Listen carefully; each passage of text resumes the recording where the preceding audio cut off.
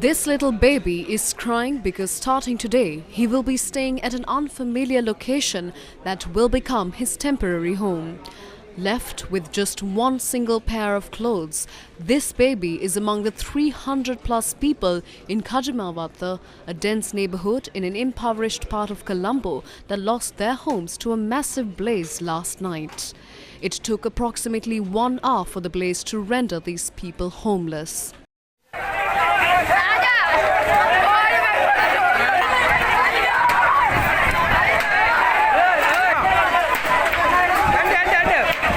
Sri Lanka has been putting out a lot of fires around the country, but however, last night we saw something of a real fire go down here in Kajimawatte Grand Pass. A disastrous incident that led to the displacement of over 220 plus individuals, residents of this area, which led to over 80 houses being damaged. Now, if you really look at this situation, as of now, you can see behind me investigations have begun into the cause of the fire. However, we cannot yet determine, rather officials have not yet confirmed how the fire has begun. However, a house over there in that region of this area is where the fire began, as the fire spread across to the other parts of this area.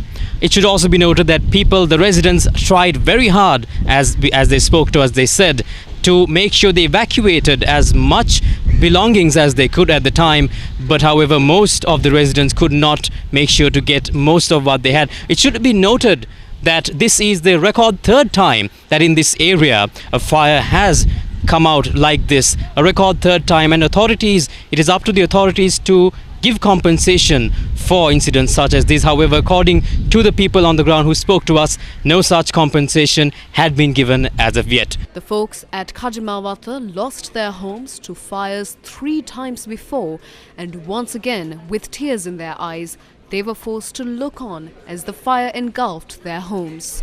54 homes were turned to ash by the raging fires, and 11 other houses of a total of 220 were badly damaged. Colombo District Secretary Pradeep Yasaratne visited the site this morning to assess the situation and instructed to move the residents to the Mutwal Community Centre and a temple temporarily until they can be given a permanent place to stay.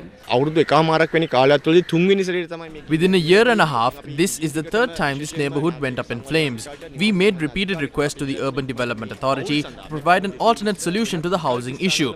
However, due to institutional obstacles, the process was delayed. We hope to relocate these people soon. The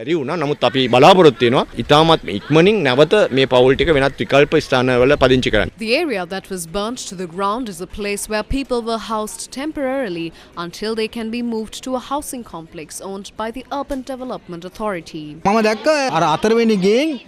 I noticed a fire raging over the roof of the house, and then it spread to the next house. Thereafter, it spread along the legally obtained electricity supply cable. We've been living here for almost a decade. The Urban Development Authority should have provided homes to the people following a survey.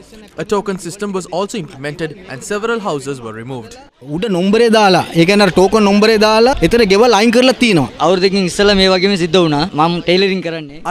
2 juki machines and another machine. I lost everything I owned, including mobile phones. We are yet to receive any relief. My home was broken into as well, and thieves stole my child's valuables.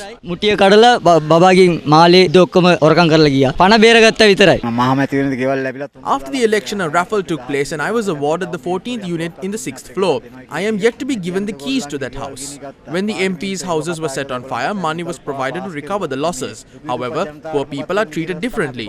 We were only given 20,000 rupees per unit that was destroyed in the previous fire.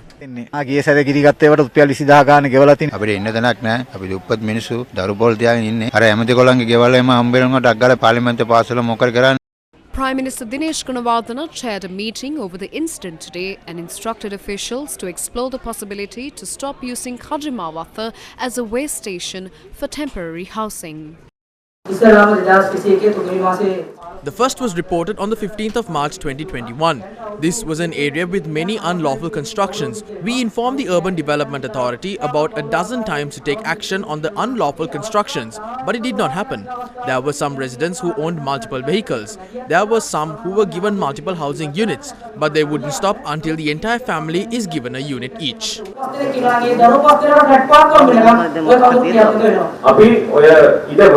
By the end of 2014, we moved away all the temporary settlers and provided them with housing.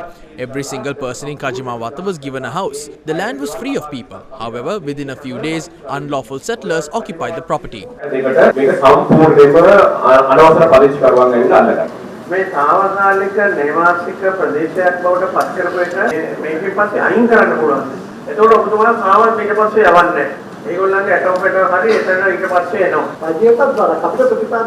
We do not have the money to build houses and it is a burden on the government.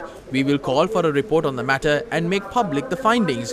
The people will then understand what is happening here. If you cannot end this, launch a project for that purpose.